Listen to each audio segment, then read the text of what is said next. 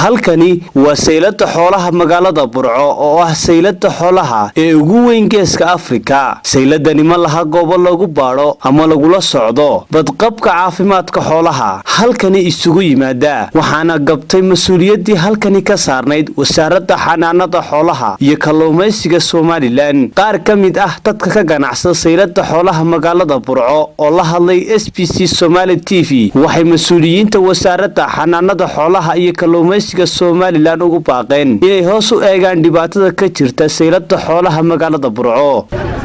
saylada xoolaha waa wacantahay xoolaha caafimaadkoodu waa wacan yahay markaan wasaaradda xanaanada xoolaha ka hadlo wasaaradda xanaanada xoolaha way joogtaa gobolka Togdheer laakiin se waxay qabataa ma jirto maalin kasta xoolaha halkan bay neef xanuunsanaya lagama waayo xanaano xoolaad lama helo marka wasaaradda waa magacuyaal ta gobolka joogta wasaaradda xanaanada xoolaha waxaan ugu baaqayaa inay timaado oo ay xoolaha deejeekinka mar walba si toosa uga shaqeyso gobolka Togdheer wasaaradii shaqada waxa gabtay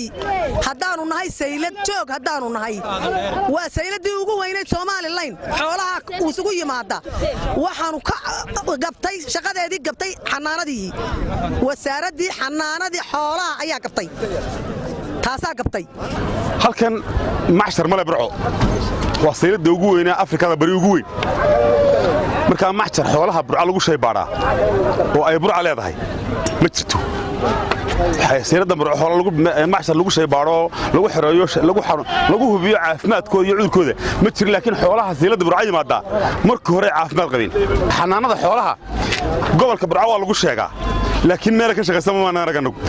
haddii miyi tool laga soo cawdo iyo haddii magaalada tahay midnaba xanaanada xoolaha meel ka shaqeysan ugu ma naaragba waxaan leenahay shaqada ay leeyihiin xanaanada xoolaha waa in qabataa xoolaha ka warhaysa caafimaadkooda iyo cudurkooda